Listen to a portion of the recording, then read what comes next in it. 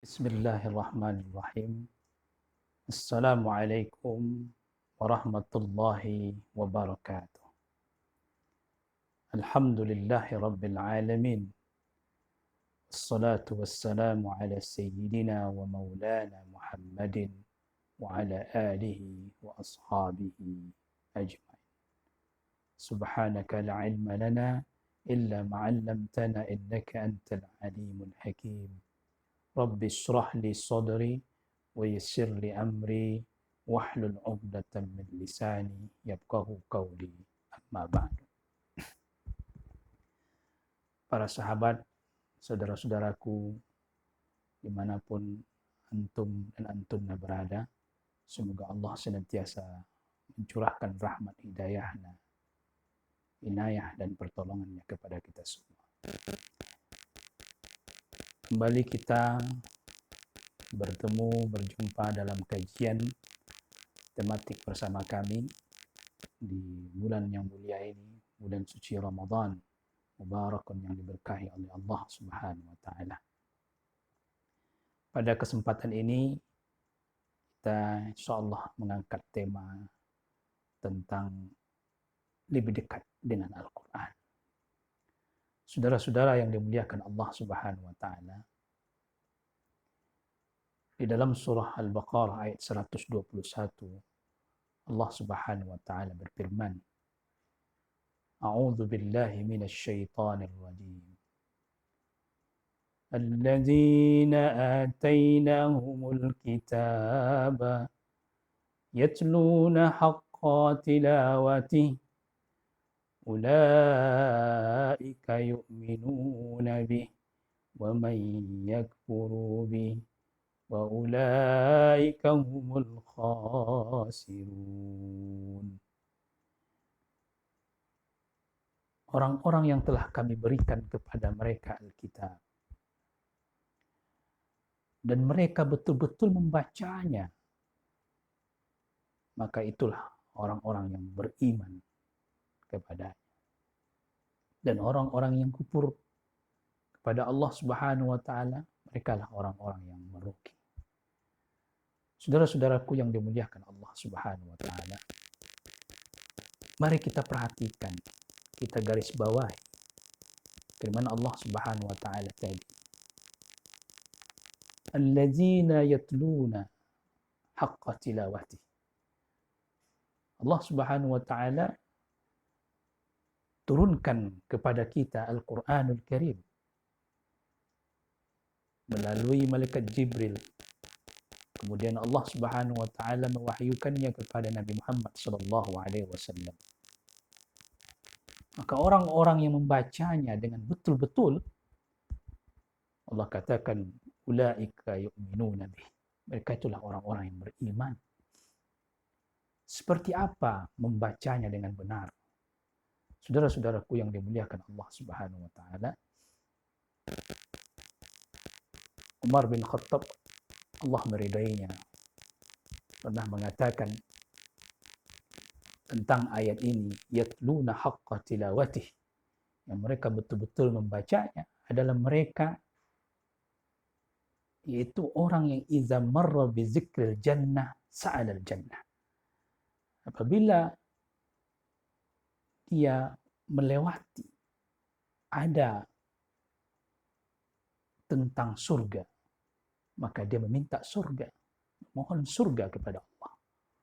Wa iza marra bi zikrin nar, dan apabila dia melewati ayat atau peringatan tentang neraka, ta'awwadza billahi minan nar, maka dia berlindung kepada Allah Subhanahu wa taala dari neraka itu.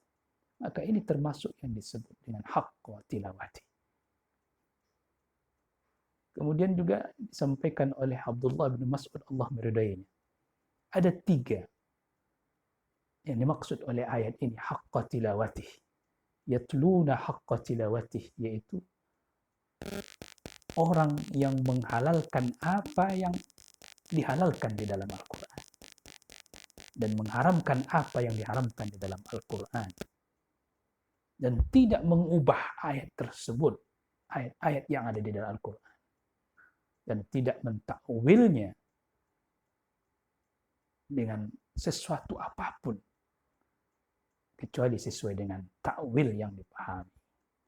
Saudara-saudaraku yang dimuliakan Allah Subhanahu wa taala, tentu banyak sekali sebenarnya apa yang dimaksud dengan yatluna haqqa tilawati. Tapi untuk saat ini, bagaimana kita menjadi hamba-hamba Allah Subhanahu wa taala, terkhusus tentunya di bulan suci Ramadan, maka tentu kita mempedomani amalan-amalan orang-orang sebelum kita, para salaf kita. Mereka lebih mengejar mengkhatamkan Al-Quran. Saudara-saudaraku yang dimuliakan Allah Subhanahu wa taala, memang momen saat sekarang ini adalah momen kita lebih dekat kepada Al-Quran. Apalagi di masa-masa di mana kita harus stay at home, berada di rumah. Masa-masa kita harus lebih banyak menetap di rumah ketimbang di luar. Maka saatnya momen kita lebih dekat kepada Al-Quran, memperbanyak baca Al-Quran, dan apalagi kalau mampu kita mengkhatam Al-Quran. Pedomanilah orang-orang sebelum kita. Para ulama, para tabi'in, yang sangat luar biasa mereka dalam berusaha untuk mengkhatam Al-Quran. Seperti Al-Aswad bin Yazid rahimahullah, yang wafat pada tahun 70 Hijriah atau 75 Hijriah di Kufah. Beliau mengkhatamkan Al-Quran di bulan suci Ramadan 2 hari. Setiap 2 hari khatam Al-Quran. Masya Allah. Ini sangat luar biasa. Dan termasuk juga ulama tabi'in, Qatadah bin Da'amah, yang beliau juga wafat pada tahun 60 Hijriah. Selain di bulan Ramadan, beliau khatam 7, setiap 7 hari sekali khatam. Kemudian masuki bulan Ramadan, setiap 3 hari khatam. Dan ketika masuk 10 terakhir di bulan suci Ramadan, khatam setiap malam. Subhanallah. Inilah amalan-amalan para salaf kita yang peduli kepada Al-Quran, lebih dekat kepada Al-Quran. Dan belum lagi dengan ulama yang sangat luar biasa, Muhammad bin Idris Asy-Syafi'i rahimallahu taala, yang disampaikan oleh muridnya Rabi' bin Sulaiman rahimahullah, mengatakan bahwasanya Imam Syafi'i yakhtimu Al-Quran di Ramadan, mengkhatamkan Al-Quran di bulan Ramadan sebanyak 60 kali. Berarti setiap malam itu 2 kali khatam. Masya Allah. La haula wa la quwata illa billah. Ini perbuatan amalan-amalan dilakukan oleh para ulama-ulama kita, para salaf kita. Dan kalau kita bandingkan tentu dengan kita, jauh sekali saudara-saudaraku yang dimuliakan Allah.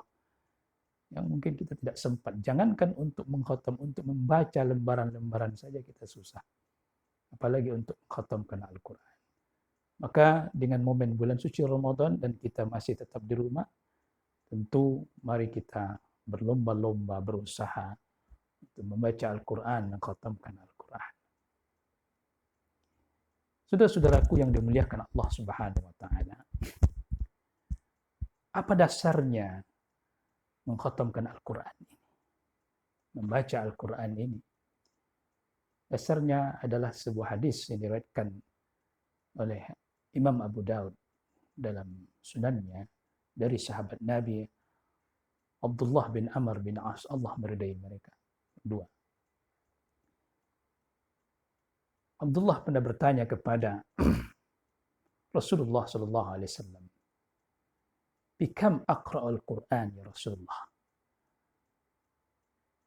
Berapa banyak aku membaca Al-Quran atau mengkhatam Al-Quran? Kemudian Rasulullah SAW mengatakan, setiap bulan kamu khatam Al-Quran. Kemudian Abdullah bin Amr mengatakan, aku ya Rasulullah, aku sanggup ya Rasulullah kalau setiap bulan. Maka Rasulullah mengatakan, setiap 7 hari khatam Al-Quran. Kemudian Abdullah bin Amr juga mengatakan, saya sanggup juga ya Rasulullah. Maka Rasulullah mengatakan, la yabqahu man qara'al Qur'an bi aqall min thalath. Tidaklah orang itu paham kalau dia membaca Al-Quran, mengkhatam Al-Quran kurang dari 3 hari. Saudara-saudaraku yang dimuliakan Allah Subhanahu wa taala. Hadis ini menjelaskan urutan-urutan atau cara di mana kita mengkhatam Al-Quran. Setiap bulan kalau bisa. Kalau tidak bisa, setiap 7 hari. Dan dalam hadis ini ada larangan yang sifatnya jangan kurang dari 3 hari. Karena kurang dari 3 hari itu laibqah, orang itu tidak paham. Tentu ini tidak berlaku kepada ulama-ulama, orang-orang yang hebat, yang mereka sudah memahami Al-Quran. Paling tidak saudara-saudara yang dimuliakan Allah, kita bisa khatam setiap bulan. Atau setiap 7 hari. Atau 3 hari. Saudara-saudaraku, Utsman bin Affan, Allah meridainya. Beliau khatam Al-Quran setiap 7 hari. Beliau mulai dari malam Jumat, kemudian berakhir di malam Kamis.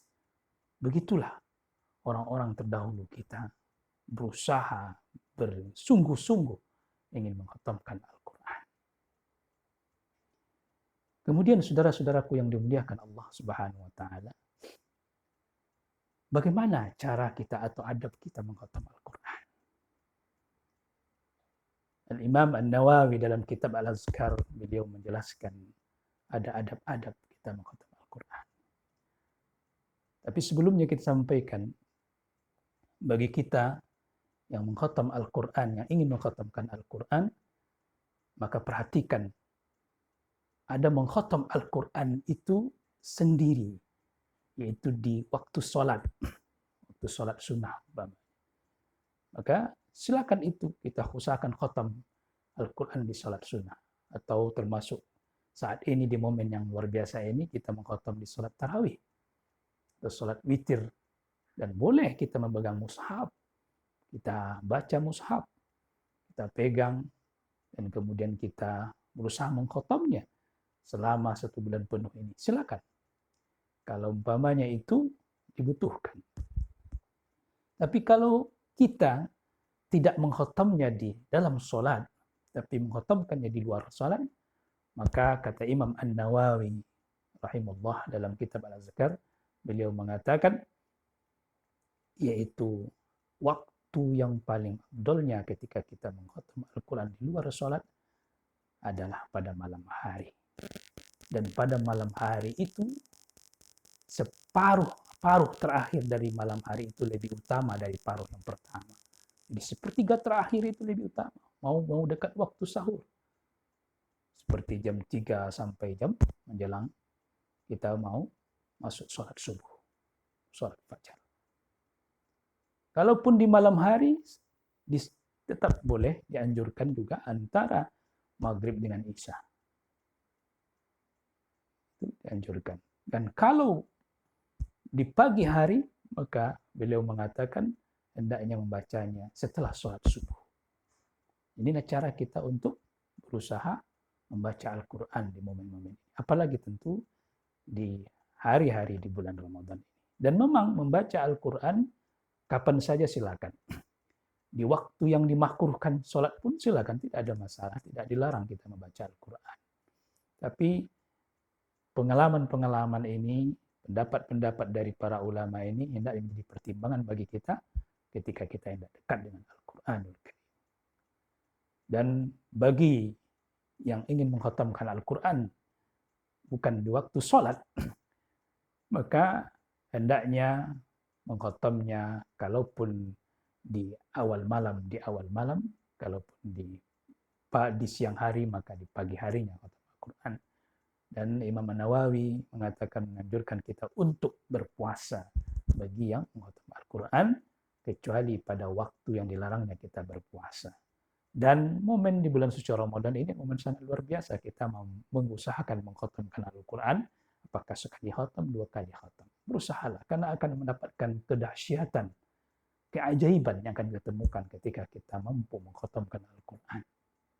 Saudara-saudaraku yang dimuliakan Allah Subhanahu wa taala.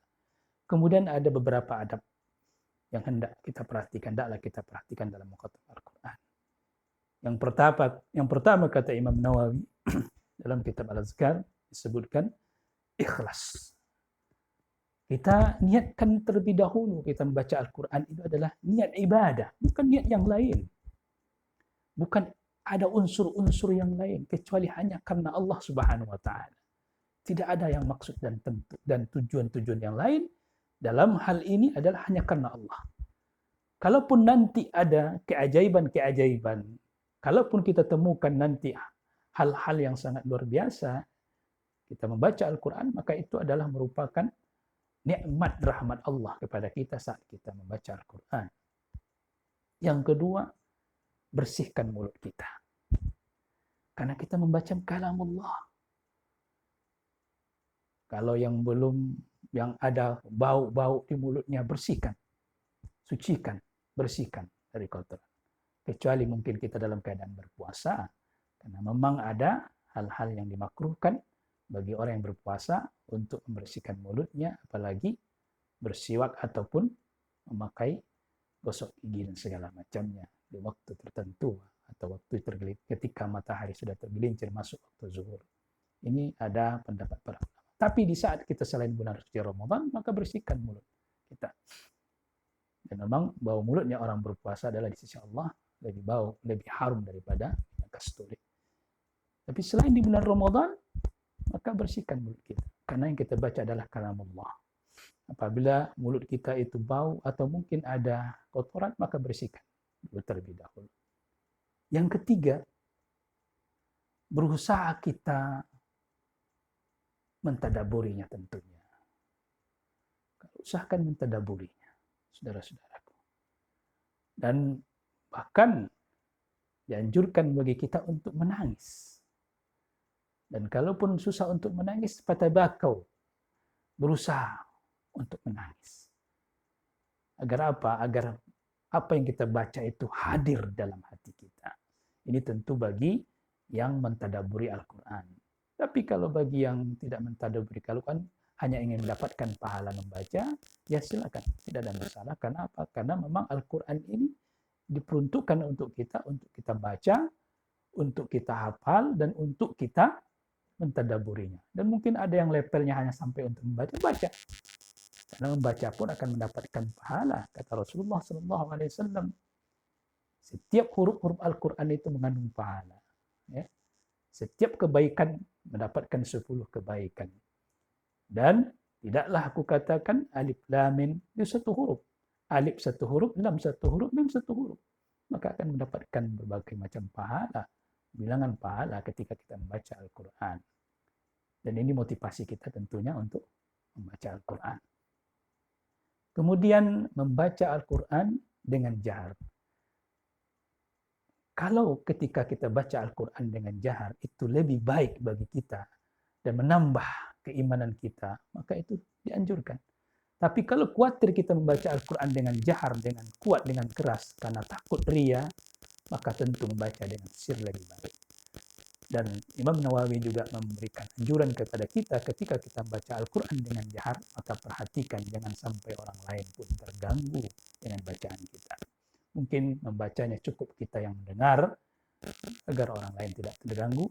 Apalagi kalau kita membacanya di masjid, sementara ada orang yang melaksanakan sholat, maka kita pandai-pandailah tentunya.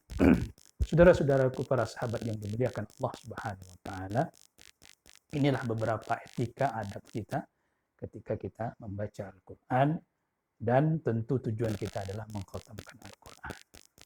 Dan sebagai penutup dari kajian kita ini, Rasulullah SAW mengatakan, yuqalu liqari'il Qur'an atau li sahibil Qur'an yaumal qiyamah, nanti pada hari kiamat orang yang ahli Quran, orang yang baca Al-Quran akan ditanyakan kepadanya, akan disampaikan kepadanya, waqra, bacalah apa yang kamu baca di dunia, wartaqi, naiklah kamu dengan derajat kamu. Setiap orang akan mendapatkan derajat dari apa yang dibacanya di dalam Al-Quran, dan derajat itu digantung dari akhir ayat yang kita baca waktu di dunia ini. Semoga Allah Subhanahu wa taala memberikan kita kemudahan, taufik dan hidayahnya tentunya, mampu membaca Al-Quran, dekat dengan Al-Quran, dan terlebih lagi Al-Quran dapat memberikan ketenangan, kenyamanan, kesucian hati kita. Walaupun mungkin di antara kita tidak ada yang paham apa yang dibacanya, tetap baca saja. Ada sebuah kisah menarik, mungkin ini sedang viral atau mungkin sudah banyak yang mengetahui. Ada seseorang bertanya kepada kakeknya, "Wahai kakekku, bagaimana aku akan bertambah imanku? Bagaimana aku akan paham dengan Al-Quran atau akan menjadi manusia yang baik sementara aku tak paham dengan Al-Quran?" Maka seorang kakek tersebut menyuruhnya mengambil keranjang yang berisi kayu api untuk biasa dijadikan sebagai tungku pemanas. Kemudian keranjang itu diperintahkan kepada cucunya untuk mengambil air dan membawakan kepada kakek tersebut. Maka sang cucu ini pun melakukan apa yang diperintahkan oleh kakeknya. Dia pun berbolak-balik menuju si kakek membawa air.